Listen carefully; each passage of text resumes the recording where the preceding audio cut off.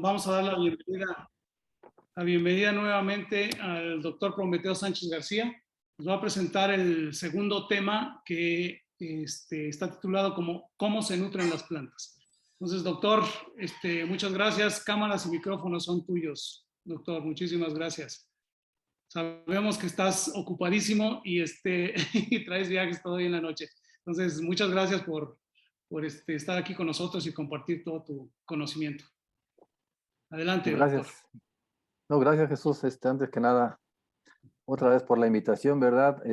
Siguiendo la secuencia de los temas que habíamos planteado inicialmente, ¿verdad? El día de hoy nos toca el cómo se nutren las plantas también, ¿verdad? Hablar de aspectos generales de nutrición. El día de hoy hablaremos de la nutrición edáfica, que es la nutrición a través del suelo, y la nutrición foliar, que es a través de las hojas. Entonces vamos a tocar algunos aspectos muy generales y técnicos. Nuevamente gracias a ustedes, ahora transmitiendo desde Michoacán. Entonces, pues gracias, Jesús, nuevamente a Leo por el apoyo. Pues sin más preámbulo vamos a dar inicio a esta charla. Al término de ella le pedí a Jesús que pues socializara esta charla, ¿verdad? Para que todos vayan teniendo las presentaciones que vamos a ir viendo durante todas estas semanas, ¿no? Bien, ok. Bien, pues vamos a continuar. Les decía que el padre de la medicina sistémica, ¿verdad? Que era Hipócrates de Cos, decía que tu alimento sea tu medicina y tu medicina sea tu alimento. Entonces, eso responde a la pregunta que ustedes están viendo en pantalla que dice ahí, ¿para qué comer plantas? En realidad nosotros, ¿verdad? Necesitamos comer pues para obtener pues las calorías, los minerales, como están viendo ahí en pantalla, ¿no? Carbohidratos, fibras, azúcares, proteínas, todo lo que nuestro organismo necesita para desarrollar actividad diaria y que nuestro cuerpo esté sano y saludable, como decimos, y más ahora en esta época, ¿no? Que hablamos de la salud. Pero vean, el día de hoy vamos a platicar un poquito de esto, cómo las plantas, ¿verdad? Fabrican su alimento a través de todo lo que tiene a su alrededor. Ven, por ejemplo, creo que este gráfico sintetiza o resume prácticamente lo que es el proceso de cómo las plantas fabrican su propio alimento. Entonces, vean, ellas necesitan aire. ¿Ya? ¿Qué significa aire? Pues es el dióxido de carbono. Ahí está el oxígeno y el carbono que las plantas requieren para hacer posteriormente su propio alimento. Ahorita vamos a ver qué pasa, ¿no? Después, ¿qué más necesitan? Agua. Entonces, la planta toma el agua. Y además necesita ¿qué? Minerales. Y vean, los toma a través de sus raíces. Entonces vean, decimos que la planta toma el dióxido de carbono, el aire, a través de sus hojas, el agua y los minerales a través de las raíces, y necesita algo también muy importante que es la energía solar. Entonces vean, por eso decimos que los principales alimentos de las plantas son 4. El agua, el aire, los nutrientes y el sol. ¿Vean? También el sol es fuente de energía para la planta. Entonces, ¿qué es lo que hace la planta? Lo único que hace es transformar esta energía lumínica que se conoce, o energía solar, vean, la transforma en alimento, a través del proceso que ustedes ya conocen, que se dice como fotosíntesis. Es decir, es la formación de alimentos o la síntesis de alimentos a través de la energía solar. Entonces, vean cómo la planta carbono, oxígeno, hidrógeno, que vienen en el agua y en el aire, forma los famosos, ¿qué? Azúcares, ¿verdad? Carbohidratos, le llamamos fotoasimilados, que no son otra cosa más que su propio alimento. Pero para eso se necesita nutrientes. ¿Qué hacen los nutrientes? Como decimos, son catalizadores. Hacen que este proceso ocurra. Entonces, vean, vamos a ver más adelante esta situación. Esto nosotros lo aplicamos muy bien en la agricultura porque nosotros, para poder obtener alimentos o productos agrícolas, altos rendimientos, a lo que yo le llamo cantidad, que sean de apariencia, ¿verdad? Muy bonita, que sean frutos bastante o alimento bastante de mucha calidad y además que sean sanas, que las plantas estén sanas. Entonces vean cómo este concepto de la nutrición o de la formación de fotosintatos que a través del cual la planta genera su propio alimento, pues podemos obtener plantas y alimentos de muchos, ¿verdad? Cantidad, calidad e inocuidad. Y para eso, vean, como decimos, lo que ya decían los antiguos griegos, que todo estaba hecho de 4 elementos. Hasta la fecha, vean, estos conceptos siguen siendo actuales. Vean, decían los antiguos griegos que todo estaba hecho de agua, sol, aire y tierra. Si lo vemos, ¿qué necesita la planta? Agua, de donde toma el hidrógeno y el oxígeno. El aire, dijimos que es el CO2, de donde toma el oxígeno y el carbono, aquí está. El sol, pues es la energía lumínica, y la tierra es el suelo que aporta los nutrientes necesarios para que la planta empiece a ¿qué? A transformar esta energía lumínica en su alimento. Vean, aquí está viendo usted la fórmula de la fotosíntesis. Carbono más hidrógeno más energía solar. Y esto, catalizado por los nutrientes, se forman ¿qué? Oxígeno, agua y alimento. Entonces vean, la planta inicialmente que hace su propio alimento y después le da alimento pues a todos los seres vivos, ¿verdad? En el planeta Tierra. Por eso, la vez pasada hablaba yo que eh, el manejo integral de la nutrición de cultivos considera 5 aspectos. Ya vieron en la primera charla, hablamos mucho del suelo, ¿verdad? Ya vean cómo vamos a ir armando el rompecabezas. O la selección del sustrato. Dijimos que también un aspecto muy importante era las raíces. Y el día de hoy vamos a hablar mucho de ellas. ¿Por qué? Porque vamos a hablar de la nutrición edáfica, es decir, cómo las plantas toman los nutrientes a través del suelo. Entonces, vean, es muy importante no solamente tener raíces muchas y sanas, sino que estén protegidas, no enfermas. Y vean, también platicaremos el día de hoy algo sobre la nutrición, cómo aportar los nutrientes a las plantas. Y bueno, es un tema que también posiblemente lo toquemos ya en un futuro, ¿verdad? El tema de la bioestimulación, que es hacer que la planta coma, ¿verdad? Porque una cosa es depositar los nutrientes, pero si el clima no nos favorece, pues la planta se estresa y ya no come igual. Bien, entonces vean, podemos decir que la planta está hecha prácticamente de elementos químicos. Los 3 primeros que están viendo aquí se le conoce como elementos organogénicos, orgánicos, porque son los que nos dan ¿qué? El alimento principal de las plantas, que son los carbohidratos. Vean entonces, y esto viene en el agua y en el aire. Vean, las plantas prácticamente están hechas en un 95, 98% es agua y aire. Vean lo importante que es el riego o las lluvias, ¿verdad? Para las plantas. Y solamente el 2 y el 5% de lo que constituyen a las plantas son los minerales.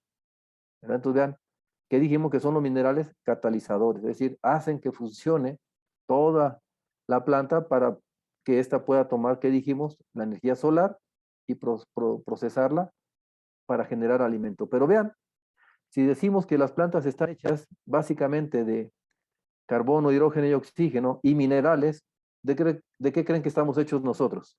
Vean, de igual manera, lo que más tenemos son los elementos que le llamamos ¿qué? Organogénicos, orgánicos, oxígeno, carbono, hidrógeno, y el resto son los nutrientes, los minerales. Por eso vean, en medicina le llaman elementos bioquímicos o bioelementos.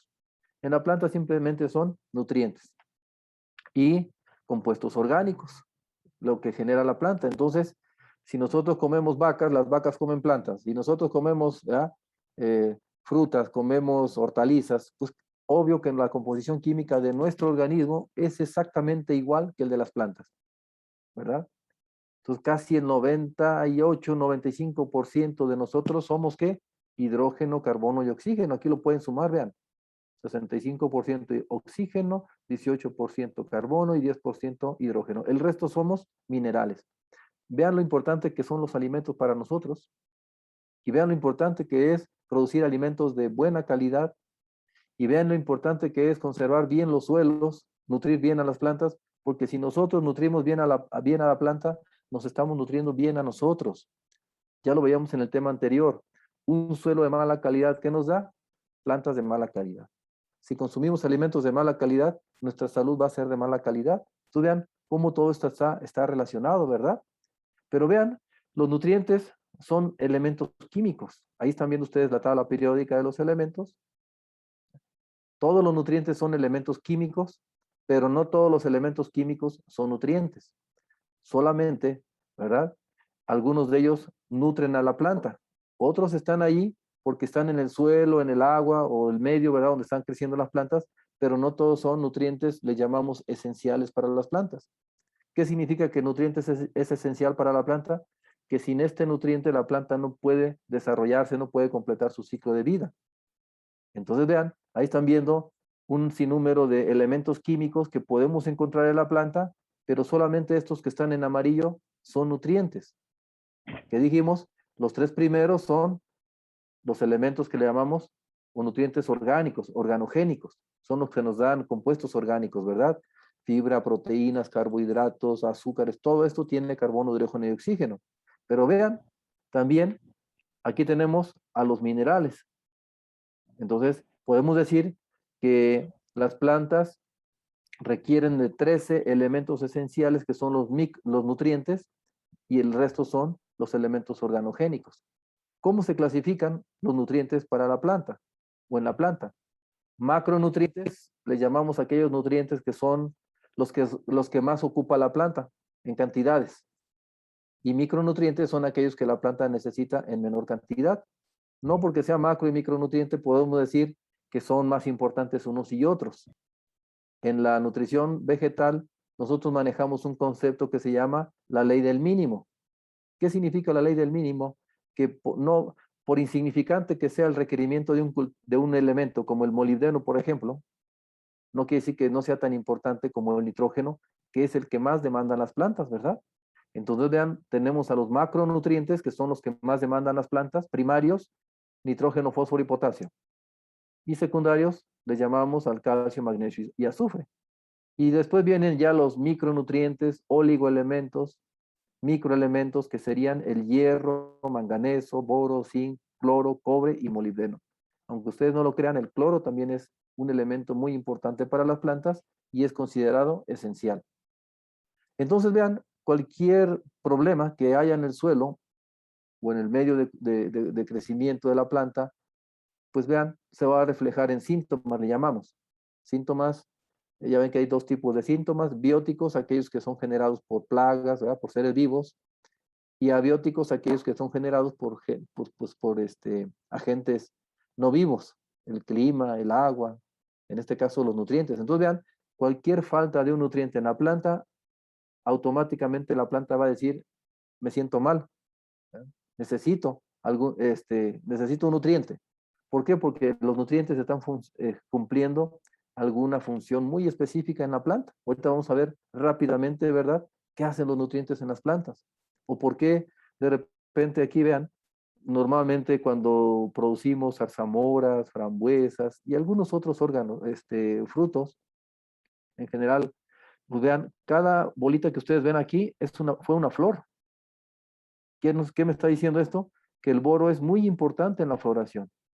Y entonces, si hay una mala floración por falta de boro, el boro es muy importante para la viabilidad del polen. Hay una mala fecundación si falta boro. Entonces, si no hay una buena fecundación, pues vean, no se forman frutos suficientes o de buena calidad, de tal manera que ya no tenemos este fruto compuesto, ¿ya? Se llama polidrupa. En realidad, la zarzamora, la frambuesa no son frutos, son polidrupas. Entonces, cada bolita que ustedes ven aquí es una drupela, es un frutito. Y cada frutito en su momento fue una flor. Entonces, vean, y así cada elemento pues tiene una función muy específica. De tal manera que vamos a ver rápidamente para qué son importantes los nutrientes en la planta, ¿verdad? En uno o dos minutitos vamos a recordar qué hace cada nutriente en la planta. El nitrógeno ya dijimos que es un elemento muy importante, el que más ocupan las plantas, porque prácticamente casi todos los compuestos orgánicos en la planta, muchos de ellos están hechos a base de nitrógeno. Uno de ellos, vean, son los aminoácidos. Entonces, aquí tenemos muchos aminoácidos, se dice que son 20 o más, los más importantes serían 20, y cada aminoácido pues tiene una función también muy específica en la planta, así como en los seres humanos. Entonces vean, ¿la planta necesita nitrógeno? No, la planta lo que necesita son ¿qué? Aminoácidos. ¿Y qué son los aminoácidos? Son cadenas, se forman proteínas. Entonces vean, entonces quiere decir que cuando yo fertilizo a la planta ¿Para qué la planta necesita el nitrógeno? Para hacer proteínas. Ese es el alimento de las plantas. La planta después de que, ya dijimos, toma carbono, toma el oxígeno, toma el nitrógeno, toma todos los nutrientes, genera lo que le llamamos metabolitos primarios. ¿Qué son los metabolitos primarios? Es el alimento de las plantas. Proteínas, azúcares y grasas. Vean, ese es el alimento de las plantas, al igual que nosotros. Proteínas, azúcares y grasas. Entonces se puede llamar de otra manera, ¿no? Carbohidratos, lípidos o proteínas. Pero entonces vean, quiere decir entonces que todo lo que la planta come, toma el agua, el aire y los nutrientes, ¿qué están originando? Proteínas, grasas, si quieren llamarlo así, y azúcares. Por eso nosotros hemos satanizado mucho a las grasas, a los azúcares. Claro, en exceso todo es malo. Pero si ustedes comen lechuga, también están consumiendo ¿qué? Lípidos, que son grasas. Están consumiendo ¿qué? Azúcares. Por eso siempre pongo el ejemplo. Si la vaca come pasto, ¿y por qué está bien gordita? ¿Verdad? ¿Por qué? Porque finalmente en ese pasto pues hay todo esto que estoy mencionando. Hay proteínas, hay azúcares, hay lípidos, que son grasas. Y si la vaca no hace ejercicio, pues por eso engorda. Vean el caballo, ¿ya? También come pasto y no engorda porque todo el tiempo está haciendo ejercicio. Entonces quiere decir que nosotros, si comemos lechuga, tenemos un mal metabolismo y no hacemos ejercicio, pues como no queremos, ¿ya? Embarnecer. Pero bueno, ese es tema, harina de otro costal. Entonces le decía que finalmente las plantas están hechas de proteínas, básicamente azúcares y grasas. Y de estos productos, la planta sintetiza otros que se conocen como metabolitos secundarios, fíjense, que pueden ser, ¿qué? Alcaloides, terpenoides, terpenos, ácidos fenólicos. ¿Para qué utiliza planta todos estos metabolitos secundarios? Para protegerse. Como la planta no puede caminar como nosotros, ¿verdad? No puede ir a esconderse, ella tiene que protegerse de las plagas, de la falta de agua, del frío, del calor. Entonces la planta empieza a generar estos compuestos derivados precisamente de esto, vean. Entonces quiere decir, vean lo importante que es la nutrición. Por eso sabemos que una planta bien nutrida se enferma menos. ¿Por qué? Porque tiene la capacidad de producir su propia medicina, ¿ya? Los metabolitos secundarios. Por eso ustedes han escuchado de algunos productos que se conocen como inductores de resistencia. ¿Qué son los inductores de resistencia? Para que me entiendan, como el aderogil, ¿no? Que es vitamina C. Ya ven que cuando empieza el invierno empieza uno a comer este tipo de aderogil, vitamina C. ¿Para qué decimos? Para reforzar mi sistema inmunológico. Es lo que hacen algunos productos. Pero si nutrimos bien a la planta, ella solita es capaz de ¿qué? De generar su propia defensas. Entonces les decía que no solamente para eso fertilizamos a las plantas. Vean, queremos proteína, pues tenemos que ponerle nitrógeno a la planta. Así de sencillo. Vean que mientras más nitrógeno le ponemos a las plantas, la planta genera ¿qué? Proteína. Por eso la harina de trigo, pues lo que necesito yo son proteínas, ¿sí? Pero ¿y cómo generar proteínas en la planta? Pues necesito meter nitrógeno.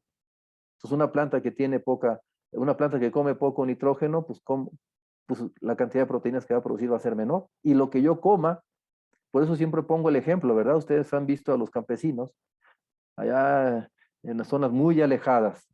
Ellos comen y comen mucha tortilla, pero si han visto su maíz, ¿no?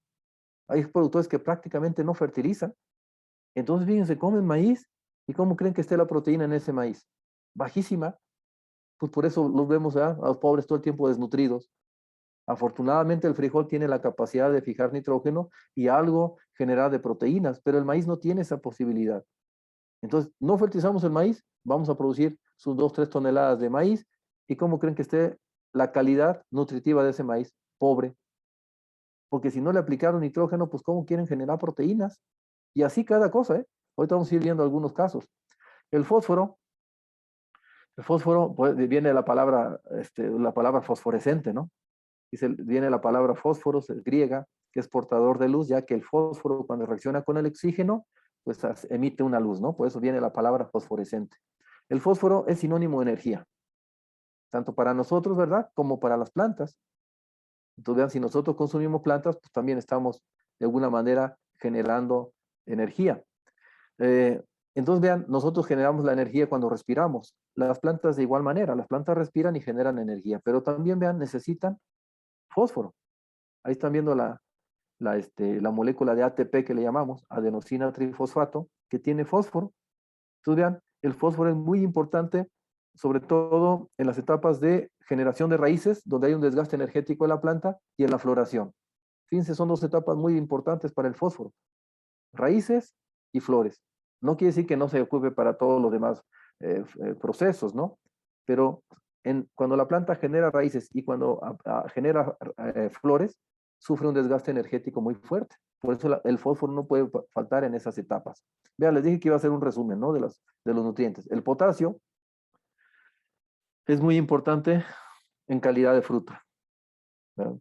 Transporta los carbohidratos. Toda la comida que se genera en las hojas, ¿quién creen que la transporta a los frutos? Es el potasio. Entonces, mientras menos potasio tengamos, ¿cómo creen que van a estar las frutas? Vean, ahí están. Son más pequeñitas. En el caso del jitomate, ¿verdad? Pues es un jitomate flácido. Decimos no tiene peso. Color también nos da, ¿verdad? Como en el caso de la manzana, vean, esta está descolorida, esta está bien. Entonces, el potasio es sinónimo de ¿qué? De sabor, de color, de tamaños. Entonces, el potasio es un elemento, ¿ya? Tiene, entre otras funciones, siempre lo atribuyo a la calidad de la fruta, siempre. Pero vean, también el potasio nos puede ayudar a mitigar el problema de algunas enfermedades. Vean, y digo, hay mucha información sobre esto, cómo el potasio te puede ayudar a mitigar ciertos problemas de enfermedades. ¿Por qué creen que el potasio nos ayuda a controlar ciertas enfermedades? Porque el potasio participa en la síntesis, le llamamos, en la formación de ácidos, de fitoalexinas. ¿Qué son fitoalexinas? Son productos que la planta genera como repelentes, ¿no? Entonces, la planta es capaz de generar su propia medicina, dijimos, y en este caso puede generar repelentes y algunos otros productos que son, ¿qué dijimos? Metabolitos secundarios que ayudan a que la planta, a que los insectos, los hongos no la ataquen fuertemente. Por ejemplo, en fresa, cuando falta potasio en la fresa, se llena de arañita roja. Fíjense, la zarzamora y muchos otros cultivos. Vean, dijimos que el potasio está muy relacionado con la calidad. Dijimos la vez pasada que la falta de licopeno en los jitomates o tomates, pues genera cáncer, o sea, no nos puede prevenir fácilmente del cáncer. Dijimos que el licopeno es un excelente anticancerígeno. Vean, una planta suministrada al 100% con potasio y con la mitad de potasio. Produce menos que licopeno. Y en todos los racimos, vean, todos los racimos.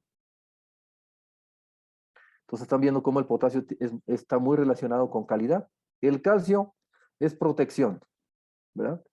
Vean las paredes celulares, las membranas celulares, todas estas organelos en las células de las plantas generan ¿qué? Resistencia. Ahí están viendo el calcio, vean, formando como un colchoncito hermético.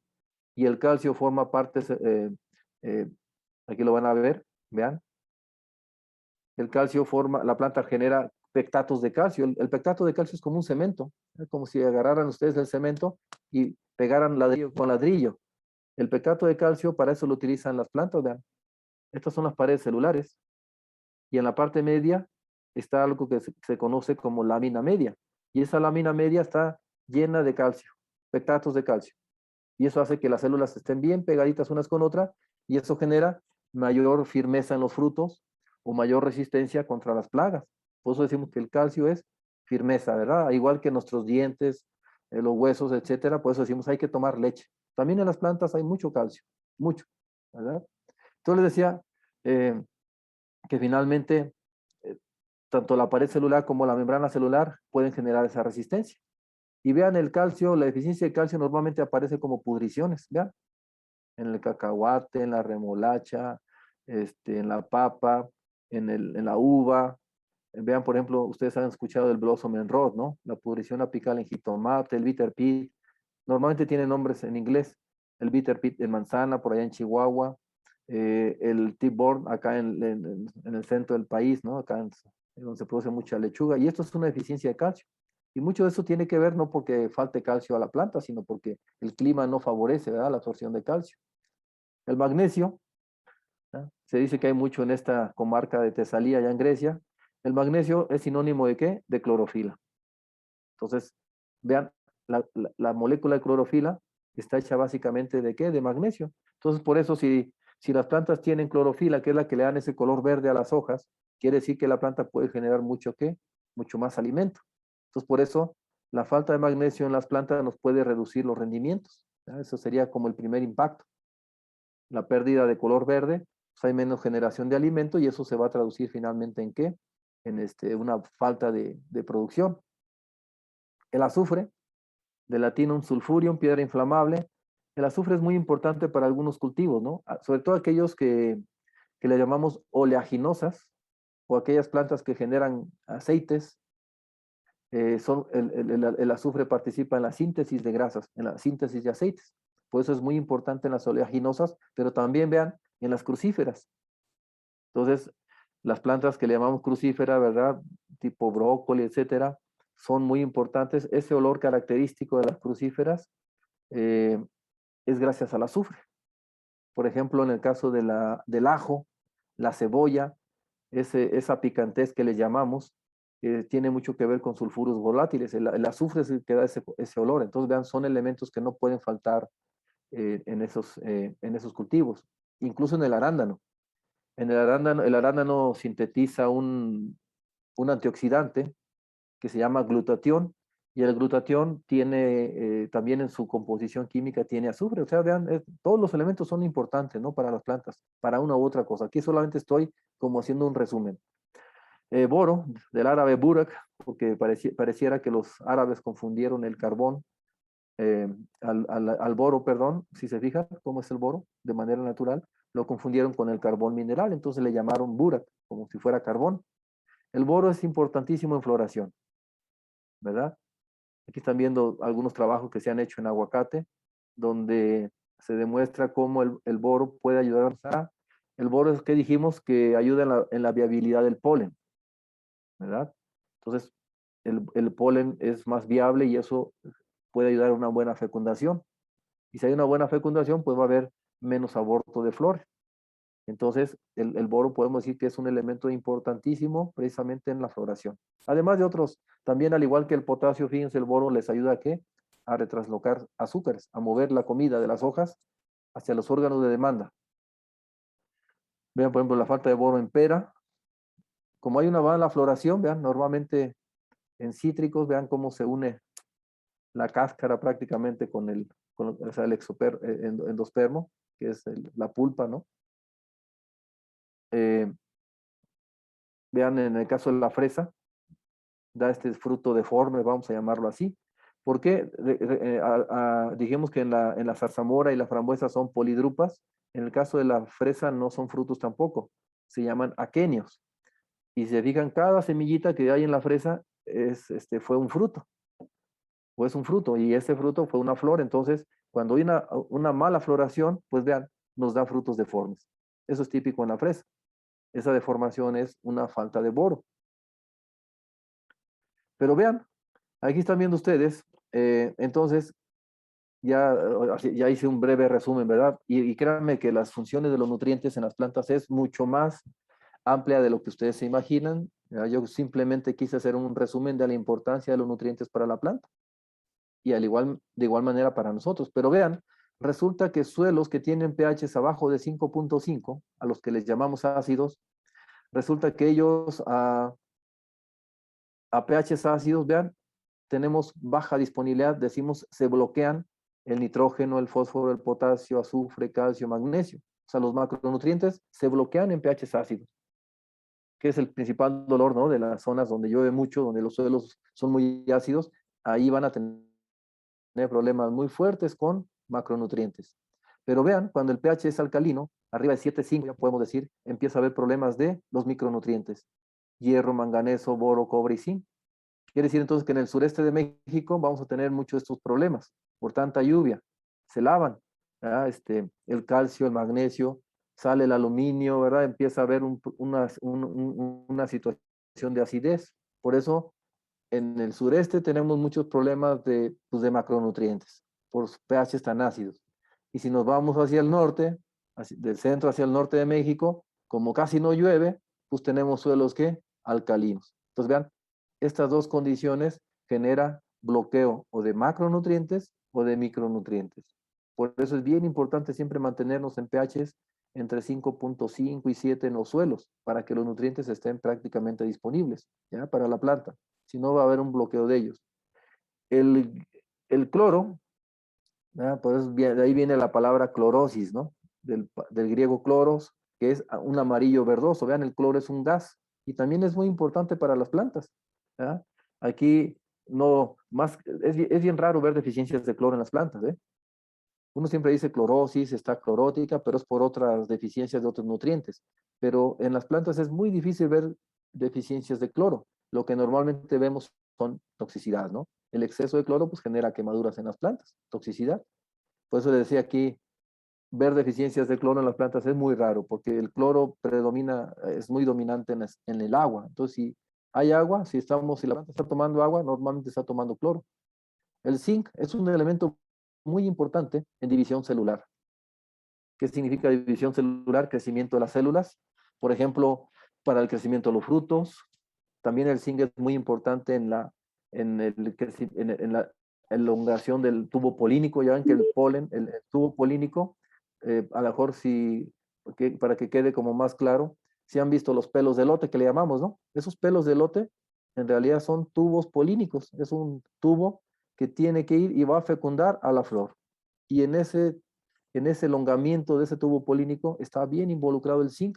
Por eso el zinc es un elemento que no puede faltar en el cultivo de maíz, porque si no hay una buena polinización, pues no hay un buen desarrollo de la mazorca, ¿verdad? Pero vean, y también el zinc y el fósforo que dijimos son importantísimos en el crecimiento de raíces. ¿Qué dijimos? División celular. Siempre que haya crecimiento, división de células, ahí va a estar involucrado precisamente el zinc. Hay también algunas deficiencias de zinc en las hojas. En las hojas nuevas normalmente presentan esta clorosis, le llamamos. El maíz, por ejemplo, es muy sensible. Los cítricos, casi todos los cultivos, ¿no? Que están en pHs muy alcalinos tienen ese problema. El hierro, de todos los micronutrientes, fíjense, el elemento que más demandan las plantas es el hierro. Por eso cuando tenemos presencia de un pH alcalino en los suelos, normalmente vemos la clorosis férrica. La clorosis férrica es un amarillamiento provocado por el hierro.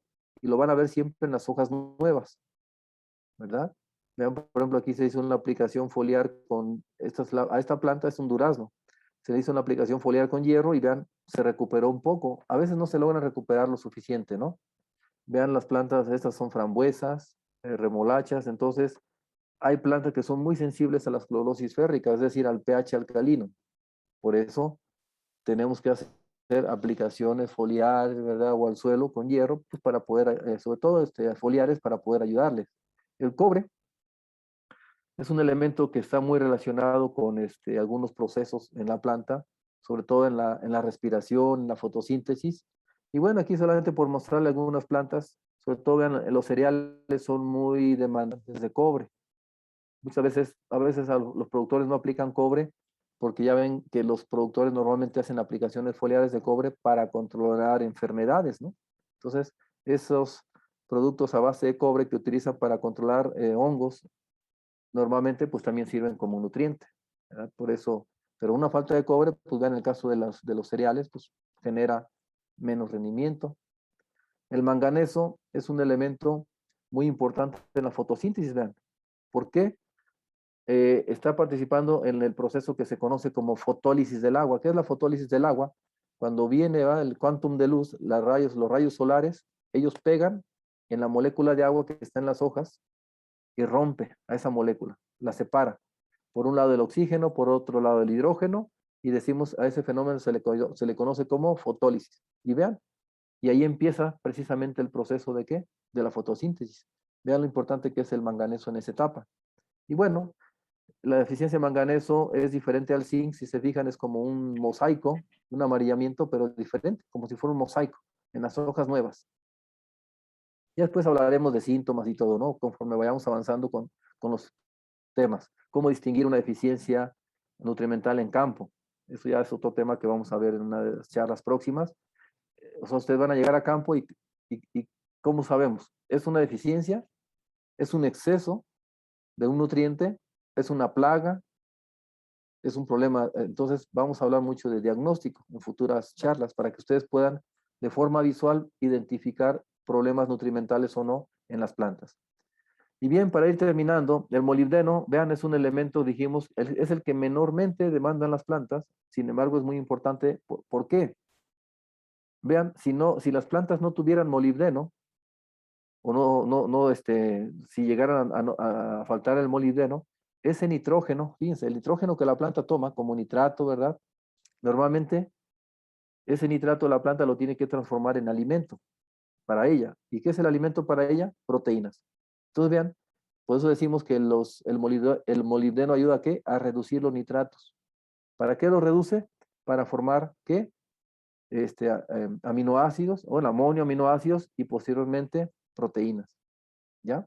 Entonces, ahí está muy involucrado el nitrato, perdón, el molibdeno, en la formación de proteínas. Bueno, y algunas deficiencias, por ejemplo, en crisantemo, vean, en hidroponía, la falta de molibdeno. Y el níquel, fíjense, el níquel es un elemento que casi nadie habla de él, sin embargo, ya fue considerado como un elemento esencial para las plantas. Desde 1986, los fisiólogos se pusieron de acuerdo y dijeron que el níquel ya pasa a ser un elemento de los elementos químicos de la tabla periódica, ya consideraron al níquel como un elemento esencial, ¿verdad? Entonces, y así va a pasar con el tiempo, ¿eh? Yo creo que con el tiempo se van a ir agregando más y más elementos químicos a la lista de los nutrientes para las plantas. El único, fíjense, en el caso del nogal pecanero, vean, aquí está sin níquel y con níquel. Hay una enfermedad que se le conoce como oreja de ratón. Si tú aplicas, por ejemplo, el níquel foliar, tú puedes ver ese aspecto y sin aplicarlo. Vean, podemos decir que el nogal pecanero es un árbol que demanda níquel, ¿verdad? La falta del níquel nos puede reducir los rendimientos. Entonces le decía que creo que son de los pocos cultivos donde podemos ver deficiencias de níquel. En casi la mayoría es raro, ¿no? Sin embargo, las plantas lo toman. ¿De dónde viene el níquel? Pues puede venir como impureza en los fertilizantes, en el agua, ya está en el suelo. Entonces, por eso muchas veces es raro no escuchar que uno aplica níquel. Sin embargo, es un elemento muy importante para las plantas. Bien, entonces les decía que de forma resumida, eso es más o menos lo que hacen los nutrientes en la planta. Pero bueno, ya que los aplicamos al suelo, ¿cómo llegan los nutrientes a las raíces, no? O sea, ¿llegan por igual o cómo se mueven en el suelo los nutrientes? Vamos a ver este tema que se llama acceso nutrimental. ¿Cómo llegan los nutrientes hacia las raíces? Entonces, vean, hay una manera de cómo los nutrientes pueden llegar hacia las raíces. Y se le conoce como flujo de masas. ¿Qué significa flujo de masas? Que se mueven con el agua. La gran mayoría de los nutrientes, la gran mayoría se mueven con el agua, fíjense. Es decir, se mueve el agua, vean por ejemplo aquí, el nitrógeno. Se mueve el agua, aquí está el gotero, ¿no? El sistema de riego. Se mueve el agua y el nitrógeno se mueve con el agua. ¿Vean? Por eso decimos que se mueve por flujo de masas. ¿Y qué es lo que genera ese flujo de masas? Vean, la planta tiene hojas y las hojas transpiran. Por eso decimos que están en función de los flujos de transpiración. Es decir, la planta transpira y está jalando agua. Y al jalar agua, pues está jalando a los nutrientes que se mueven por flujo de masas, ¿no? Como es el nitrógeno, el calcio, el magnesio, el azufre, etcétera. Todos ellos se mueven por flujo de masas. Nitrógeno, calcio, magnesio, azufre y algunos micronutrientes. Yo le decía, mientras la planta transpire, va a estar succionando a través de sus raíces, pues el calcio. O en este caso, los elementos que se mueven por flujo de masas, vean. Llegan a las raíces con el agua. Ahora, pero vean, hay un elemento bien complicado, el fósforo. El fósforo normalmente es interceptado por las raíces, es decir, son las raíces las que van a buscar al fósforo. Si se fijaron en el caso anterior, flujo de masas, son los nutrientes los que van a la raíz, se mueven con el agua. Y vean el fósforo, aunque haya agua, no se mueve, vean, prácticamente, o se mueve muy, muy lentamente. Vean, aquí está el gotero, se mueve el agua, pero el fósforo es muy lento, es una tortuga. Su movilidad es muy, muy baja, de tal manera que es más fácil que las raíces vayan y lo atrapen, porque decimos que las raíces tienen quimiotropismo, ¿verdad? ¿Qué es quimiotropismo? Que van a donde está la comida, el alimento. Geotropismo significa que van al centro de la tierra. Hidrotropismo significa que van a buscar el agua, pero también tienen quimiotropismo, es decir, van a buscar la comida. Uno de ellos es el fósforo.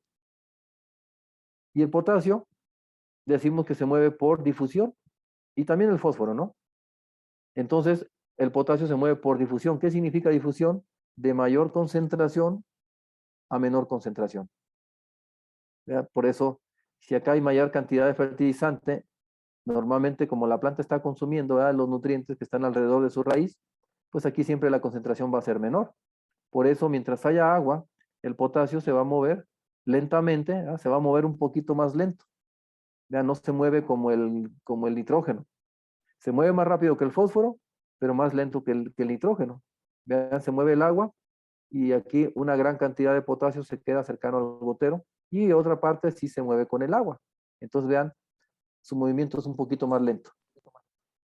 Entonces vean, dijimos que los nutrientes llegan de tres maneras hacia las raíces: por flujo de masas, por intercepción y por difusión. En cualquiera de los tres maneras de acceso nutrimental se requiere ¿qué? Agua. Si no hay agua, los nutrientes simplemente no son tomados por las plantas. Por eso de ahí la importancia del agua, ¿verdad? Porque ahí vienen disueltos los nutrientes. Su movilidad va a ser muy rápida. Cuando estamos hablando que la planta está transpirando, su movilidad es muy rápida por flujo de masas. Nitrógeno, ¿qué dijimos? Eh, Calcio, magnesio y azufre. Y casi todos los micronutrientes. En el caso del potasio y el fósforo, se mueven por difusión, más lento. Sin embargo, el fósforo, su movilidad es mucho más lenta. Por eso es más probable que las raíces vayan y lo intercepten, ¿no? Ahora, ya que están en las raíces, vamos a ver cómo son absorbidos los nutrientes. ¿Qué pasa cuando el nutriente ya está afuera de la raíz?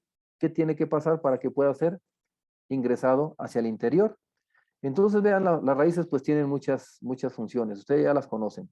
Cuando uno estudia en la escuela, ¿verdad? En la primaria, te hablan mucho de que las raíces son muy importantes para que la planta tome agua, nutrientes, etcétera. Pero vean, las raíces tienen muchas funciones en el suelo, en la planta y en la interacción suelo-planta. Ya dijimos que las raíces sirven de anclaje. Vean, se forman algunas hormonas que son utilizadas en las hojas, también se forman en las raíces. Las citocininas, que son ¿qué? Nos dan crecimiento. También las raíces sirven para absorber nutrientes. Vean, algunas nos sirven como almacén de alimentos, zanahoria, betabel, todos esos, ¿no? Absorción de agua, pero vean, algo que se ha estado trabajando mucho en los últimos años y que creo que lo platicamos la vez pasada, que la planta puede interactuar con los microorganismos del suelo. ¿Ya? Le da de comer a los microorganismos y los microorganismos le dan de comer a la planta, ¿no? Hay una simbiosis. Entonces también la planta puede interactuar con los microorganismos. Pero vean, las raíces tienen varias zonas que les llamamos. Si ustedes ven un corte anatómico de una raíz, hay varias zonas. Aunque ustedes tengan una raíz, los nutrientes no se absorben por toda la raíz. Hay ciertas partes por donde la raíz va a tomar los nutrientes. ¿Cuál es esa parte? Es esta, vean. Donde hay pelos absorbentes, allí ocurre la mayor absorción de nutrientes. Si las plantas no tienen pelos absorbentes, como en el caso del aguacate, ¿no? Del arándano, carecen de pelos absorbentes, sobre todo el aguacate, entonces el aguacate come principalmente por la punta de las raíces. Entonces, por eso, y principalmente sabemos que el calcio, fíjense, el calcio se absorbe con los puntos de crecimiento, principalmente, es decir, acá, en esta parte. Pero la mayoría de los nutrientes se absorben por la zona de maduración. ¿Qué significa la zona de maduración? Donde están los pelos absorbentes. Por ahí entran los nutrientes, la mayor cantidad. Y después tiene una zona que le llamamos madura, es una zona más lignificada, más dura, vamos a decirlo así, se ve hasta un color café. Por ahí no comen las plantas. Fíjense, no es suficiente con tener raíces, hay que tener raíces ¿qué? Nuevas. Las raíces nuevas, esas raíces blancas, son muy importantes para las plantas, porque por ahí la planta puede tomar agua y puede tomar nutrientes. Ya que están, vean, ya aquí está el pelo absorbente, entonces los nutrientes pueden entrar de dos maneras hacia el interior. Vean, aquí está los tejidos de conducción. ¿Cuáles son los tejidos de conducción? Xilema y floema, ¿no? Ustedes han escuchado. El xilema es un tubo por donde sube la savia bruta. La savia bruta, si se fijan, es agua con nutrientes, nada más. Y la savia elaborada, esa ya baja por otro tejido que se conoce como floema, ¿verdad? Ahí baja la savia bruta. ¿Qué es la savia bruta? Pues es lo que la planta fabricó. ¿Qué dijimos que eran qué? Proteínas, grasas y azúcares. Entonces, vean, la raíz le manda a la planta agua y nutrientes, a la hoja, perdón, y la hoja le manda azúcares principalmente hacia las raíces. O el alimento, ¿no? Lo va distribuyendo a través del floema. Pero vean, antes de que eso suceda, pues tienen que entrar el agua y los nutrientes. Dijimos que hay dos vías, ¿cómo ingresan? Hay una vía donde los nutrientes entran por difusión, es decir, la planta no gasta energía para tomarlos. Vean, aquí están viendo. Le llamamos vía sin plástica o que va directamente, perdón, cuando no gasta energía es vía apoplástica, ¿no? Va rodeando los espacios de las paredes celulares, los va rodeando hasta que vienen y se depositan en esta banda de Caspari que le llamamos y es introducida posteriormente al xilema, ¿ya? Que es el tejido de conducción por donde va la savia bruta. Pero también vean, puede entrar por otra vía, que es simplasto. En esta vía, normalmente la planta tiene que gastar energía. Entonces, por ahí el micrófono encendido, se me ayudan a silenciarlo, por favor.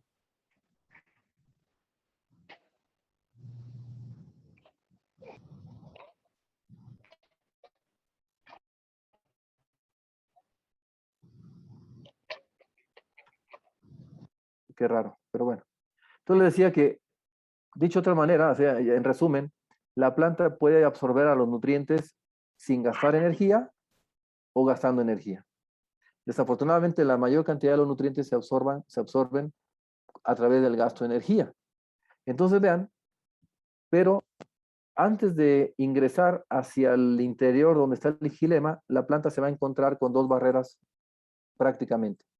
La primera barrera que va a encontrar el nutriente antes de entrar hacia el interior de la raíz se llama ¿qué? Pared celular.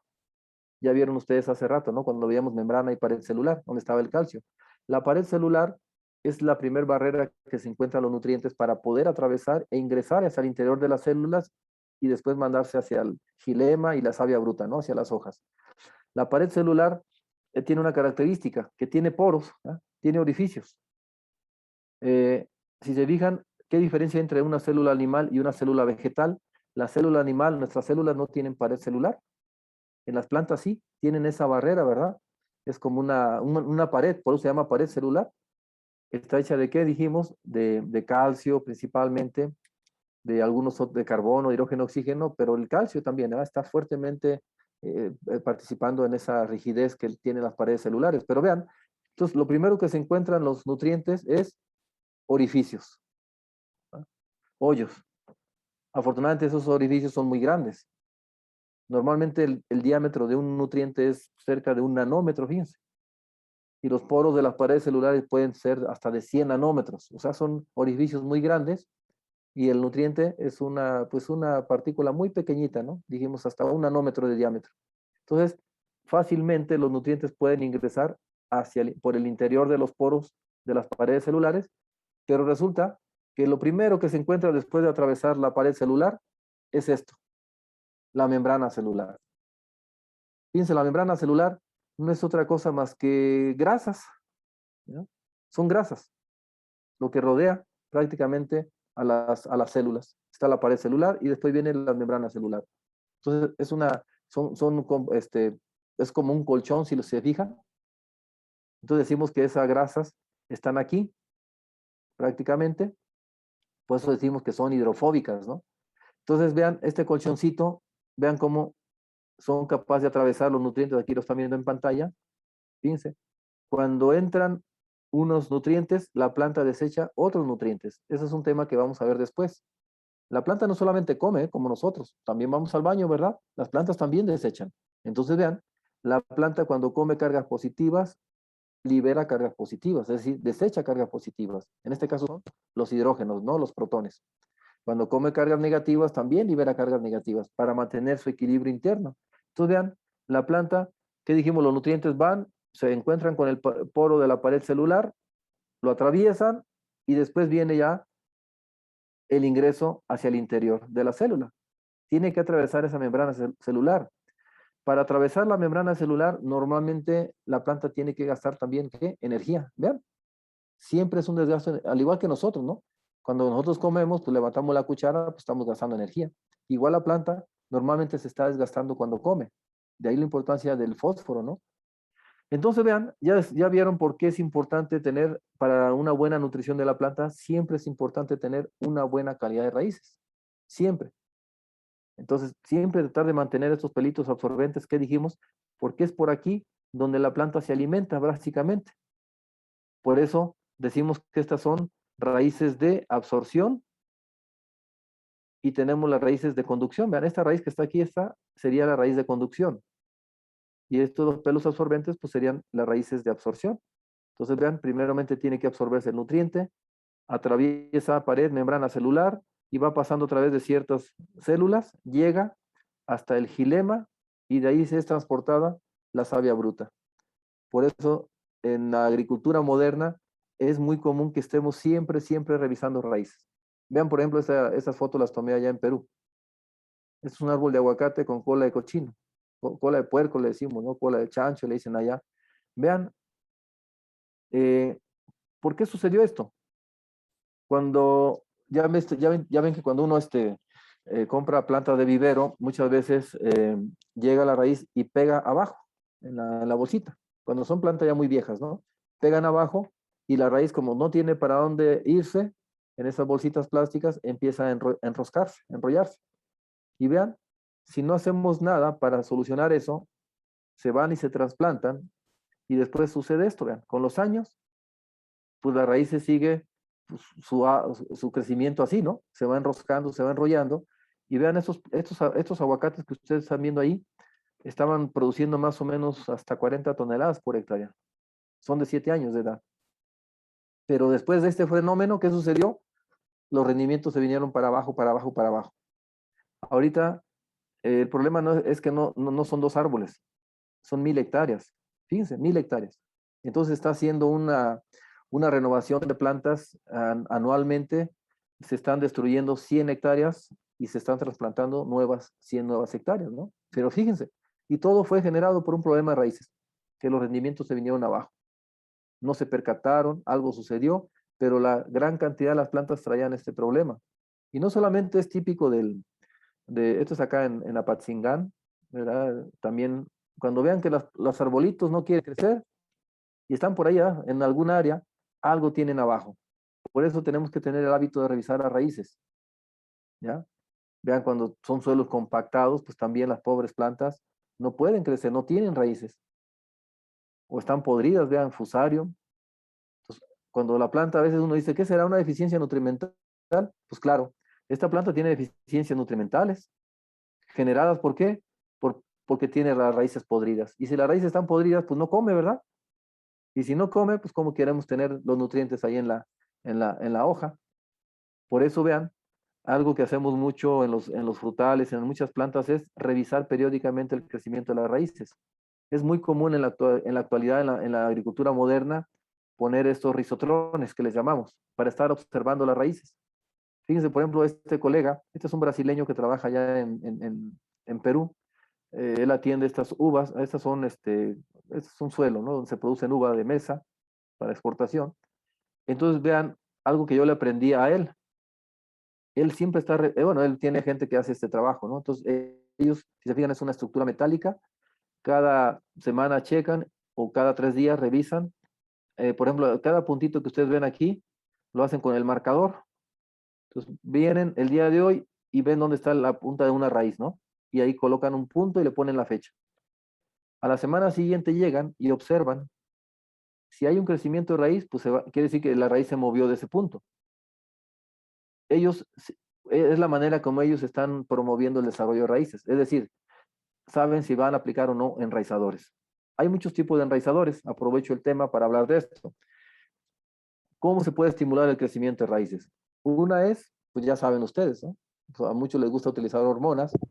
Normalmente son auxinas, ácido indolbutírico, ácido indolacético. También se puede promover el crecimiento de raíces con ¿me ayudan con el micrófono, por favor? Ahí. No. Tú te quedas con el... A ver, me ayudan, por favor.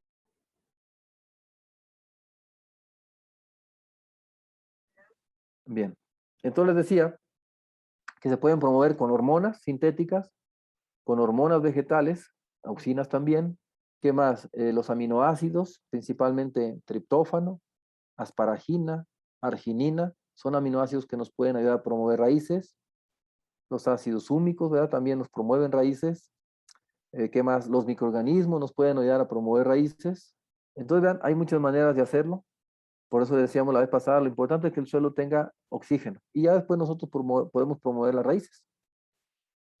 Porque son el principal órgano de absorción nutrimental, ¿no? Vean, por eso todo el tiempo estamos revisando raíces, todo el tiempo. En frutales, esto es bien común. Vean lo que les decía, ¿no? Si no quiere crecer el árbol, algo tiene. Revisamos las raíces y seguramente tiene o muy poca raíz, o están pudriéndose, o tienen cola de cochino, etcétera. Cosas de ese tipo. Y vean, si no tengo raíces, cuando se viene la floración o el cuajado de fruto, pues aborta.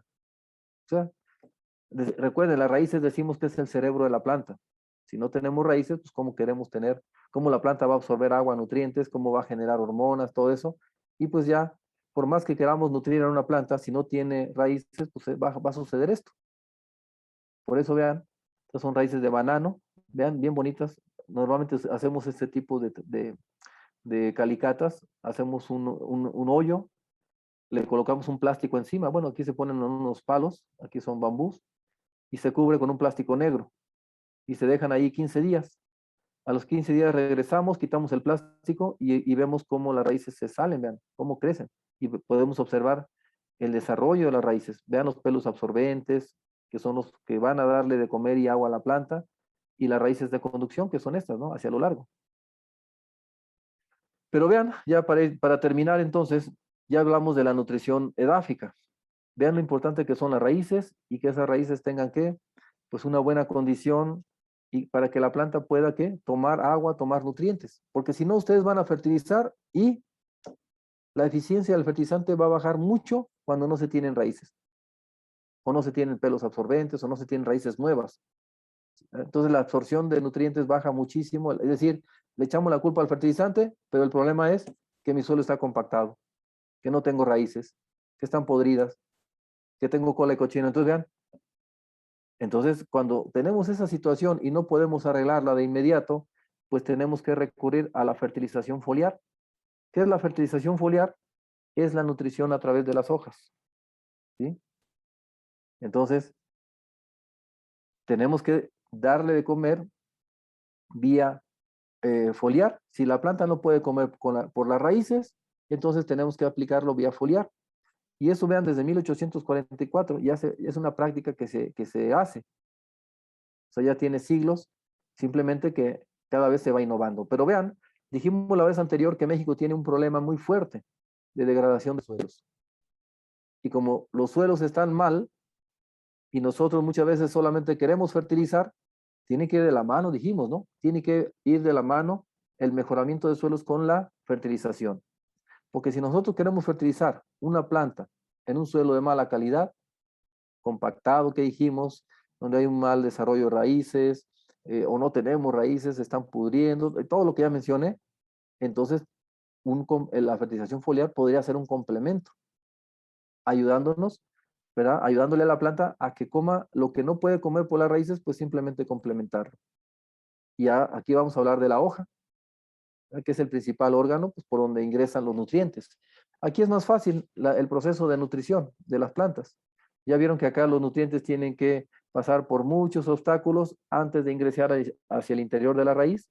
En el caso de la hoja, pues algo similar sucede, pero el paso a través de la hoja, de la epidermis, es mucho más fácil. Entonces, vean, lo primero que se encuentran los nutrientes cuando llegan a la hoja es lo que se conoce como la cutícula, ¿ya? La parte más superior. Y allí en la cutícula pues tiene ceras, tiene grasas, tiene infinidad de sustancias que hace pues, que prácticamente el nutriente no ingrese. A veces tenemos que orillar a que el nutriente ingrese. Entonces vean, podemos decir que la absorción foliar se da en 3 pasos.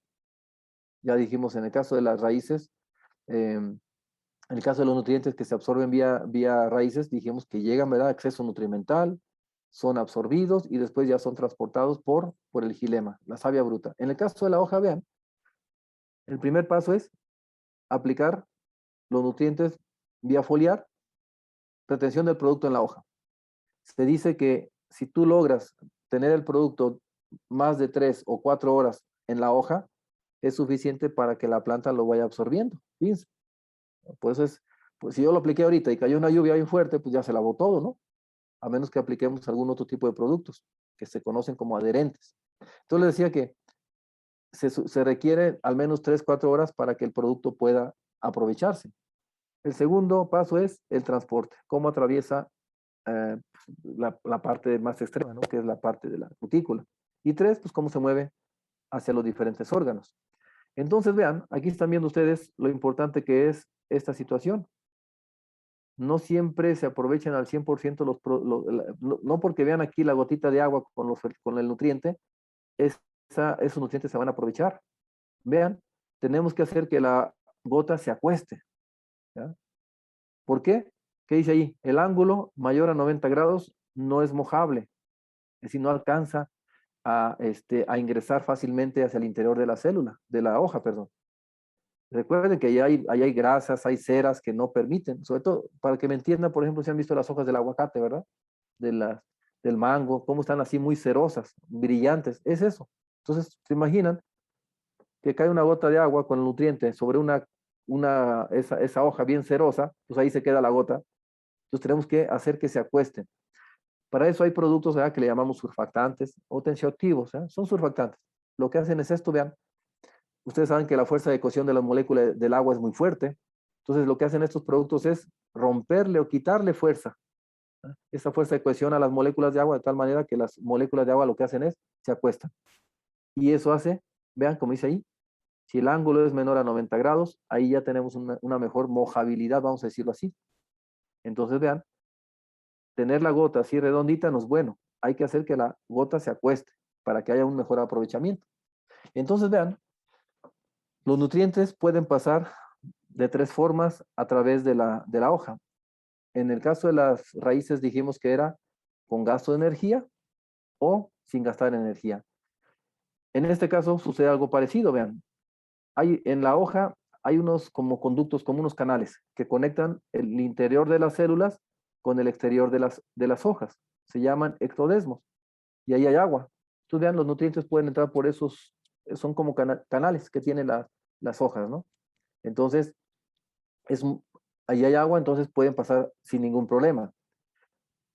Los estomas. ¿Qué son los estomas? Pues son los orificios, ¿verdad? Por donde la planta transpira. Son como los poros de las hojas. Entonces, por ahí también pueden ingresar los fertilizantes foliares. Y a través de la cutícula se requiere, pues, productos como ya les mencioné, surfactantes, tensioactivos. ¿Para qué? Para ir rompiendo esa grasa, ¿verdad? Esa cera la va rompiendo y el producto permite ingresar mejor. Entonces, si no aplicáramos ninguno de estos productos, podemos decir que los nutrientes se absorberían por los estomas, ¿verdad?, por los poros de las hojas y por los ectodesmos. Ya se aplican esta serie de productos que mencioné, ya pueden ingresar incluso a través de la cutícula, ¿no? Atravesando a la fuerza. Pero vean, la pregunta que siempre nos hacen, ¿y cuánto tiempo tardan en absorberse los nutrientes cuando se aplican vía foliar? Aquí observen ustedes que los macronutrientes, vean, nitrógeno, potasio, magnesio, en cuestión de horas se absorben. El fósforo y el calcio tardan más días, vean, de 1 a 2 o hasta 5 días en absorberse, al igual que los micronutrientes.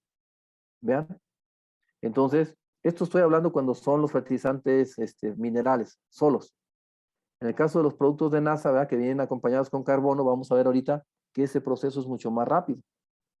Vean entonces la diferencia entre usar productos que no vienen, vamos a decirle, pelatados, ¿verdad?, que vienen, no vienen con carbono, a cuando se aplican productos foliares, es decir, las sales, ¿no? Vean, el potasio se absorbe rápidamente y el hierro, vean, a los 8 días y solamente se absorbió el 15%, aplicado como sulfato de hierro. Acá fue, vean, el potasio aplicado tal vez como nitrato de potasio, este se absorbe a la mitad a las 6 horas, el 70% en el primer día. Entonces vean, casi siempre el fósforo, el calcio y los micronutrientes como que su movilidad es más lenta.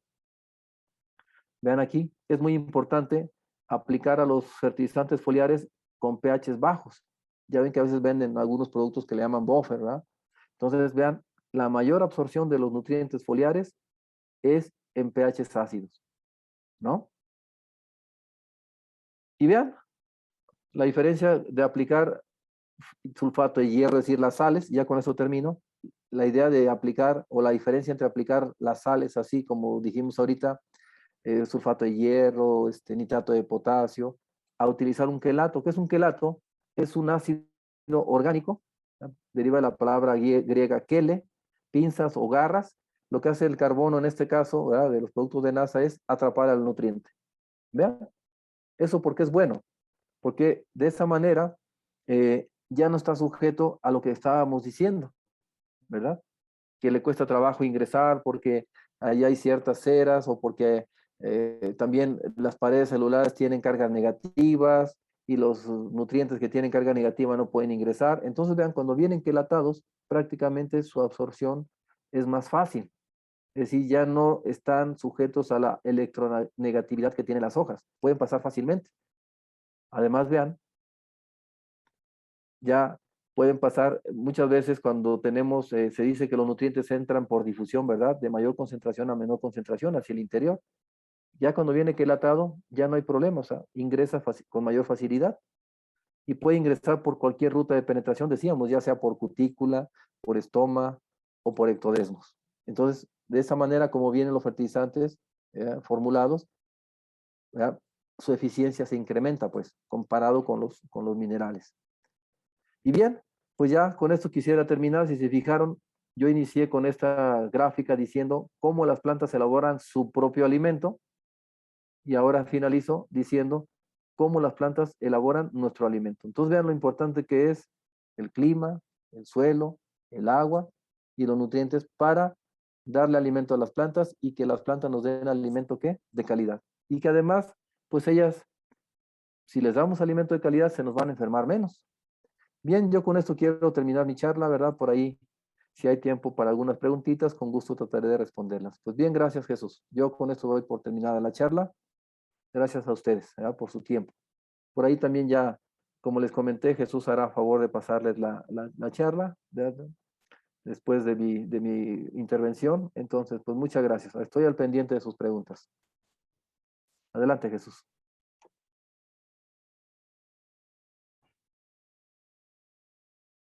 Perdón. Buenas noches a todos. Leo. Si tienen preguntas, las pueden escribir ahorita en el chat.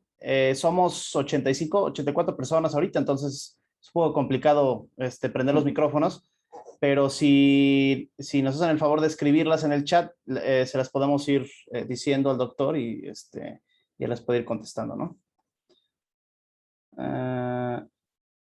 Ok, la primera pregunta que tenemos de Carlos Vázquez es, ¿qué sugiere para poder estar regulando el pH?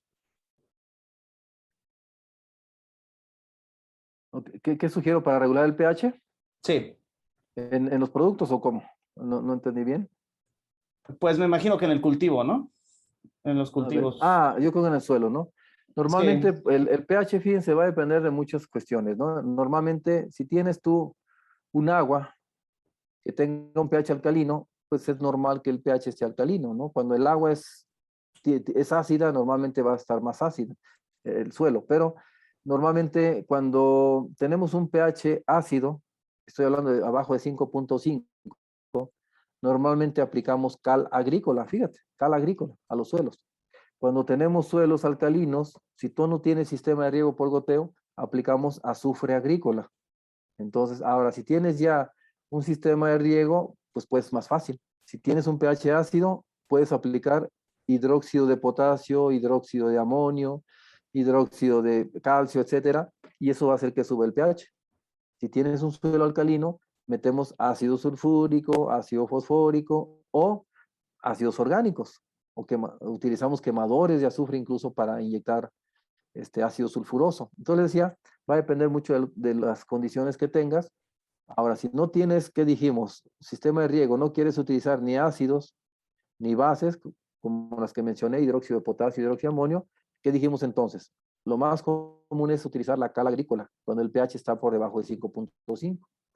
Y cuando tenemos suelos que tienen pHs alcalinos arriba de 7, 7.5, normalmente se utiliza el azufre agrícola, ¿ya? Adelante, Leo. Sí, la siguiente pregunta sería, ¿los productos de NASA tienen algún agente quelatante en específico o son ácidos húmicos, fúlbicos y carboxílicos? Bueno, que finalmente son ácidos orgánicos, recuerden. La palabra quele o quelato, ¿qué significa? Ácido orgánico con un metal. Entonces, si tienen ácidos húmicos, fúlbicos y todo, son quelatos, finalmente, efectivamente. ¿Ya? Okay. Doctor, ¿qué tan eficientes son aplicar fertilizaciones foliares en cultivo de agave? Saludos. Fíjense, yo cuando viajo a Jalisco, normalmente es muy común que los productores de agave, fíjense algo que me ha llamado la atención, casi no fertilizan al suelo, ¿verdad? Otra condición es que normalmente el agave lo ponen en suelos muy malos, de mala calidad. ¿Esto qué nos dice? Pues que es muy común las aplicaciones foliares en agave. Es muy recurrente, ¿eh? Cada vez te digo que me llama la atención porque los productores recurren mucho a las aplicaciones foliares en agaves. Así es. Perdón, la primera pregunta que hice fue de los ácidos húmicos, fúlbicos y carboxílicos, fue de Fernando Larriba. La otra pregunta fue de Gerardo. No, perdón, de Uriel Noé Araiza, ¿sí? Tenemos una pregunta de Gerardo que dice, ¿cómo reaccionan las plantas cuando se fertiliza con productos elaborados con nanotecnología NASA? O sea, y ¿Cómo se qué? es cómo reaccionan las plantas cuando se fertiliza con productos elaborados con la nanotecnología de NASA. Es lo que Nanotecnología, bueno, decíamos, ¿no? perdón, sí, perdón. Sí, ¿cómo se reacciona? Bueno, pues finalmente yo creo que aquí tiene mucho que ver las condiciones a través de las cuales estás aplicando los productos, pero yo creo que, no sé si está Jesús, si pudiera mejor responder a estas preguntas. Jesús, Ok, sí, no sé si está por allá. sí, ya le. Ok. Sí, ya me están poniendo el audio. No sé si ya me escuchan. Ya. Perfectamente. Sí, las plantas reaccionan, nosotros NASA siempre, siempre destaca mucho la parte de la nanotecnología con la que está hecha, con la que está elaborada, y esta se resume en los procesos de elaboración de las formulaciones, la formulación que tenemos. Para llegar a una fórmula estable que logre sintetizar 14 elementos nutritivos en una formulación que no forme precipitados a través del tiempo, es decir, eso le da la estabilización. Se logra a través de los procesos de elaboración de los mismos y de algunas reacciones que suceden en los reactores que tenemos. En esos reactores hacen un proceso de quiebre de moléculas de carbón y se utiliza mucho el proceso de quelación, precisamente que es una propiedad específica de los ácidos húmicos, fúlbicos, carboxílicos. Entonces, lo que hace es mantener en una solución que es líquida, concentrada, mantener el tamaño de las partículas donde vienen los nutrientes, que es en las partículas de carbón precisamente. El carbón es un sustrato en donde se alojan los nutrientes, los otros elementos químicos que forman parte de la fórmula, en un tamaño que es menor a 1 nanómetro, lo que comentábamos hace rato. Entonces, en ese sentido, es donde estamos utilizando nanotecnología en la elaboración que posibilita la creación de una fórmula concentrada, súper concentrada, porque en cada bote traemos una concentración de 670,000 a 690,000 partes por millón de nutrientes, de lo que es la parte de soluto, digamos, la parte de nutrientes. Entonces, esto no se podría lograr sin un tamaño de partícula tal que sea capaz de ser aplicado con cualquier tipo de sistema de riego, hasta microaspersión o nebulización, microaspersores, nebulizadores, etcétera.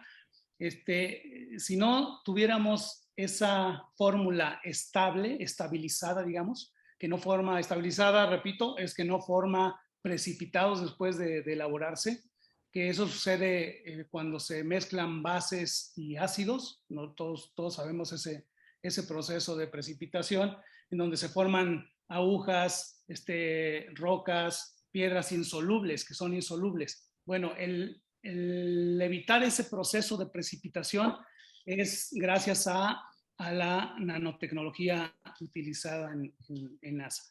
Entonces, ¿cómo ayuda? Pues ya creo que, doctor, explicaste muy atinadamente en esta parte de cómo se nutren las plantas, toda la parte de cómo se nutren por parte de la raíz, cómo se nutren por parte de las hojas y los métodos, más bien los elementos con los que la planta absorbe, que mencionabas, las estomas, etcétera, etcétera.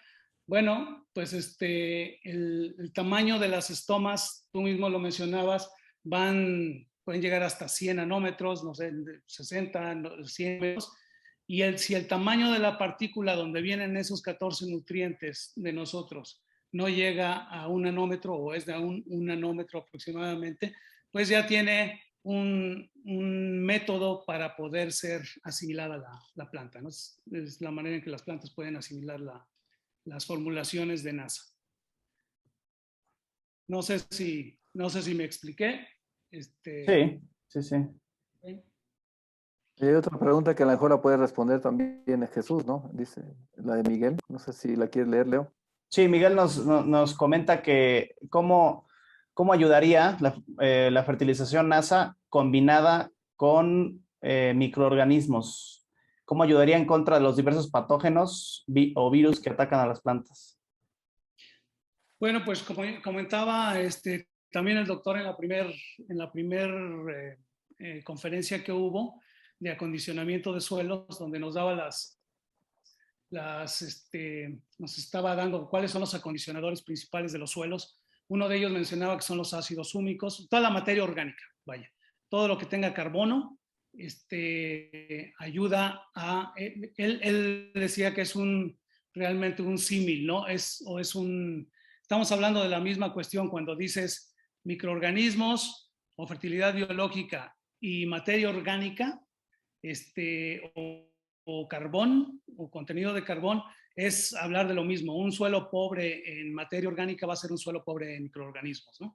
Y un suelo pobre en microorganismos va a ser un suelo pobre, con contenido pobre de materia orgánica. Van como siempre de la mano, ¿no? Muy bien. Entonces, no sé si me quiere repetir, porque no sé si la contesté de manera completa.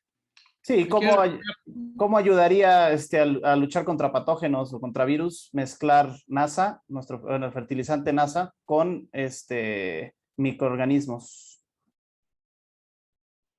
Bueno, pues al ser el carbono que estamos aportando, ser un alimento natural para los microorganismos benéficos, obviamente propiciamos que el número de colonias de microorganismos se multiplique, que ellos se alimenten bien y se desarrollen y se reproduzcan de manera abundante. Y pues los microorganismos, una de las funciones de los microorganismos, como nos comentaba el doctor, es precisamente fijar varios de los nutrientes, y esto posibilita a la planta de que ella desarrolle sus propias defensas, sus propios aminoácidos, sus propias proteínas, sus propios compuestos que finalmente le ayudan a poder tener un mecanismo de defensa mucho más adecuado a la planta, ¿no? Una planta sana se puede defender mucho más, de manera más adecuada de los agentes patógenos, ¿no? Sean bióticos o abióticos, ¿no? De hecho, Adrián Camacho nos comenta que cómo trabajaría NASA con los microorganismos de Hermen Energy. No sé, eso es una de las preguntas relacionadas. Es un complemento perfecto, ¿no? Ya lo comentaba también el doctor, que dentro de los agentes que intervienen en la calidad del suelo agrícola, están, por supuesto, la fertilidad biológica, que tiene que ver con los microorganismos, química, que tiene que ver con los elementos que existen en el suelo, los elementos químicos nutritivos, y con la fertilidad física, ¿no? Que es la constitución del suelo, ¿no? Esos tres agentes tienen que guardar un balance y un equilibrio en el suelo. Entonces, los microorganismos es uno de los factores preponderantes, ¿no? Para poder restablecer el equilibrio del suelo, ¿no? Sin microorganismos, pues no hay un suelo acondicionado adecuadamente para que pueda producir buenos resultados, ¿no? Entonces, uno de los tres elementos, ¿no? Uno, la fertilidad biológica, la aportan ellos, cosa que no trae la parte de la fertilización que traemos nosotros. Nosotros aportamos los elementos nutritivos y aportamos algunos de los acondicionadores del suelo, como son el carbón, la materia orgánica, como ya dijimos, y estos tienen sus efectos, tanto los microorganismos biológicos como la materia orgánica, tiene también su efecto en la parte física, o sea, van propiciando generación de agregados y van haciendo que el suelo sea más oxigenado, que tenga mejor estructura física, etc. Yo creo que todos estos temas los tocó de manera muy acertada el doctor, y a lo mejor mucho más claro y más sencillo, ¿no? Son un complemento perfecto. Voy a mencionar que estuvimos la semana antepasada, estuvimos evaluando unos microorganismos benéficos con una tecnología que trae precisamente Hermen Energy, es la marca, están producidos de una manera muy científica, muy... a mí me dejó una muy buena imagen, una muy buena impresión. Nos invitaron los productores de estos microorganismos, la empresa productora, que están en Jalisco, ellos están en Guadalajara. Fuimos a ver unos cultivos tratados con microorganismos, y la verdad yo me vine muy bien impresionado de ellos, a tal grado que comentamos ya con los dueños de la compañía, con los socios de la compañía, porque queremos integrar al catálogo de NASA, queremos integrar el aporte de estos microorganismos biológicos, porque sabemos que es una parte fundamental para hacer buenas recomendaciones de acondicionamiento del suelo. Por supuesto que los estamos considerando de una manera muy seria, ¿no? Para integrarlos al catálogo y poderlos distribuir a través de la red de NASA. Muy bien, gracias. Doctor, creo que estas preguntas, Okay. digo, son muchas preguntas, no vamos a poder contestar todas. Yo creo que unas 2 o 3 más, a lo mejor podemos juntar algunas. Hay una relacionada al tema que vimos hoy, que es respecto al flujo de masa, el fósforo tiene muy poca movilidad. Entonces, si la raíz crece para ir en busca del fósforo, o el fósforo, o si el fósforo se alcanza a llegar como debe de ser a la raíz vía fertirriego, creo que, a ver, es que no, Creo que Sí, aquí sí, bueno, no sé bien respecto al sí, fósforo. Además, el fósforo tiene muy poca movilidad. Entonces, en sí, la raíz crece por ir en busca del fósforo. O el fósforo sí alcanza a llegar, como debe de ser, a la raíz vía fertirriego. sí, normalmente en fertirriego también se recomienda incorporarlo, ¿no? De fondo. Recuerden que en muchos cultivos se estila hacer incorporaciones de fondo y después complementar finalmente con fertirriego. Entonces el fósforo es uno de los elementos que aún teniendo fertirriego se recomienda incorporarlo hacia el interior. Por ahí hay resultados muy buenos que hemos hecho, sobre todo en Tapachula, ¿no? Trabajando con, con granulados, sobre todo en la temporada de lluvias, incorporados al suelo, funcionan de maravilla. Y se complementan, ¿eh? Cuando tú inyectas fertilizantes en el fertirriego, se complementan con lo que ya está incorporado de fondo. Entonces les decía que el fósforo se recomienda casi siempre, aún teniendo fertirriego, incorporarlo. Y ahí quisiera tocar el tema que hablan del moco, ¿no? Del banano. Sí. Pues sí, que finalmente es algo diferente. Por ahí que preguntan que si se puede fertilizar al 100%. Recuerden que los fertilizantes foliares es un complemento al suelo, ¿verdad? Si no puedes fertilizar al suelo, con mayor razón, ¿verdad? Tendrías que hacer aplicaciones foliares. Ahí sí, por cuestiones ya de manejo del propio patógeno, ¿no? Entonces, si no pueden fertilizar al suelo, entonces sí te recomiendo que hagan aplicaciones regularmente de NASA, ¿verdad? Vía foliar. Sabemos que los fertilizantes foliares no sustituyen la fertilización al suelo. Por eso ahí preguntaban también eh, que si los productos de NASA pueden sustituir al estiércol de vaca y eso. Sí, esa es la idea, ¿no? Recuerden que como tienen carbono, pues la idea, la respuesta es sí, sí pueden sustituir a los estiércol de vaca y todo eso. Recuerden que la ventaja que tienen estos productos es que si tú haces compost o con estiércol de vaca y después lo aplicas en tus cultivos, al rato vas a tener muchísima maleza, ¿verdad? Entonces, ese carbono que entre comillas tú quieres aportar a tus suelos, que es bueno que los aportes en cualquier forma, desafortunadamente lo que vemos casi siempre que usamos compost, estiércol de res, de chivo, que sea, normalmente pues diseminamos, ¿no? Las malezas, porque las semillitas no es fácil que muchas semillas de las malezas no es fácil desintegrarlas. Entonces muchas veces vienen en el estiércol de vaca y sí es cierto, qué bueno que estás aplicando carbono, pero lo que estás haciendo es hacer crecer mucha maleza, diseminar las malezas, ¿no? Entonces, sí, estos productos de NASA que tienen carbono en diferentes formas, sustituyen, claro, al carbono que estás aplicando de manera. Es más, es un carbono ya elaborado, es un humus ya elaborado, no tiene que pasar por un proceso de descomposición. Entonces, más o menos, esa sería la respuesta a la pregunta. Y de enraizadores, preguntan también algo relacionado con raíces. Eh, Normalmente, y la charla anterior dije que el mejor enraizador se llama oxígeno. Lo primero es tener un suelo bien aireado. Ya después, si estimulamos el crecimiento de raíces, ¿verdad? Entonces, ¿qué dijimos? Me preguntan que cuál es el mejor enraizador. Todos son buenos, ¿no? Si los pueden combinar es mejor. ¿Qué dijimos? Las auxinas, pues ya son promotores, ¿no? De raíces. ¿Qué más? Los aminoácidos, asparaginas, triptófano, arginina, ¿no? ¿Qué más dijimos? Los ácidos húmicos son promotores de raíces y los microorganismos. Entonces, vean, esta estrategia biológica que mencionaba Jesús o ustedes mismos de mezclar productos de NASA con microorganismos, pues, claro que van a tener un efecto muy importante. O sea, es como es multifactorial.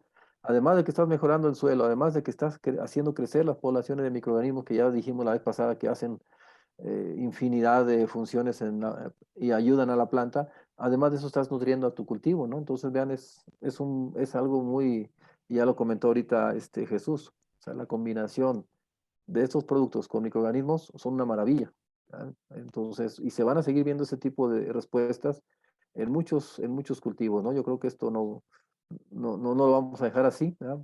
Se va a evidenciar cada vez más y más. Entonces, yo creo que pues se van a tener mucho más evidencias, ¿no? Muchas gracias. Perfecto, doctor. Muchas gracias. Bueno, esta puede ser la última pregunta. No sé, no sé si usted la sepa o Jesús Ballén la sepa, ¿cuántos kilogramos de NASA se necesitan para aumentar el contenido de materia orgánica en un 1%? No sé, este, Pues ahí es muy sencillo. Tú puedes dividir normalmente 1% de materia orgánica. Si yo lo multiplico, vean, es mucho, ¿eh? O sea, recuerden que 1% sí, son, si yo lo multiplico por 10,000, me da 10,000 partes por millón. Si lo multiplico por 3, esta es la profundidad del muestreo, por 0,1. Ahí sería nada más el porcentaje de carbono que trae, bueno, algún producto de NASA, ¿como cuánto sería, Jesús? Hay 58% de carbono. Entre 58, fíjense. Fíjense, sería más o menos unos, según mis cálculos, cerca de 5,000 litros. Pero bueno, por eso se tiene que ir gradualmente. O sea, recuerden que querer subir el nivel de materia orgánica en un suelo en un día, pues eso es imposible, ¿no? Entonces, por eso las aplicaciones tienen que ir graduales, ¿no? Pero sí, más o bueno, menos serían el equivalente a cerca de 5,000 litros, ¿no? sí, bueno, he visto en estiércol, por ejemplo, pues qué cifras serían, ¿no? En estiércol son 60 toneladas para subir Sí, 1%. sí, sí, Sí, sí. fíjense, 5,000 litros de NASA contra 60 toneladas de estiércol de vaca. Es un mundo, ¿no? Ujú, sí. Bueno, doctor, creo que Aquí, ya, perdón, Leo, sí, quiero hacer también otra puntualización en este sentido. Entonces, más o menos aumentarle un 1% con el estiércol de vaca, bueno, ya lo comentó el doctor, es alrededor de 60 toneladas, ¿no? Si es estiércol vacuno, etcétera, entre 60 y 90 toneladas, ¿no? Y con NASA, haciendo los cálculos, 5,000 litros son 5 toneladas, pero hay una cuestión interesante. Cuando ustedes integran materia orgánica cruda, como es el estiércol, pues hay que ponerlo con tractores y mezclarlo con el suelo, darle la vuelta, integrarlo completamente. Y la aportación de carbono de NASA puede ser por el sistema de riego. Mientras más eficiente sea, más puntualizado, digamos, si estamos utilizando cintilla, entonces le vamos a aportar ese 58% de carbón, se lo vamos a aportar en el área radicular, directo en el área de la raíz, y no va a haber un desperdicio, digamos, en las otras áreas. Nosotros, como lo comentamos siempre con los productores, es que le aportamos la cantidad de carbono ya disponible o ya degradado, ya listo para que pueda hacer el beneficio a la planta. Le vamos a aportar la cantidad adecuada de carbón que el cultivo va a requerir en ese ciclo, ¿sí?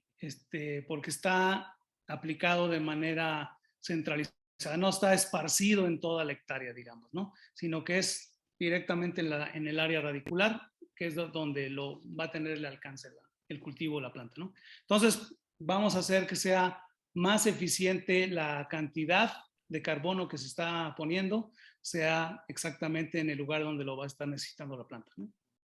Más preciso, digamos, un lugar más preciso. perfecto. Bueno, creo que ya, por el tiempo, pues creo que, son todas las preguntas, que tendríamos por hoy. Eh, muchas gracias. Muchas gracias, doctor. No, al contrario, nos vemos en la próxima charla, ahora próximamente, y pues un abrazo, síganse cuidando mucho y gracias por su tiempo. Gracias, Jesús, Leo, por el apoyo, y a todos ustedes, muchas gracias. Ya nada Hasta más quiero pronto. hacer un comentario antes de también darte las gracias, doctor. Quisiera hacer un comentario ya. Estamos déjame ver si puedo compartir mi pantalla. Yo creo que sí, pero déjame ver. Compartir pantalla, aquí está.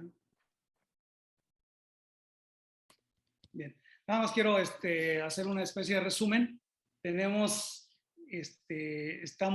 Acabamos de abordar el segundo tema del curso. Yo los invito a tener la participación que hemos estado teniendo. Les agradezco muchísimo a las unidades de negocio, a los gerentes de unidades de negocio que han ido distribuyendo o compartiendo esta información con sus distribuidores, y así lo podemos hacer llegar a toda la red de distribución de NASA. Les agradezco muchísimo su participación y pues estar al pendiente para el tercer tema, que es muy, muy importante. Se va a tratar, va a ser el 6 de octubre, a confirmar todavía la fecha, pero sería el 6 de octubre y estaríamos tratando fertilización de cultivos agrícolas, ¿sí?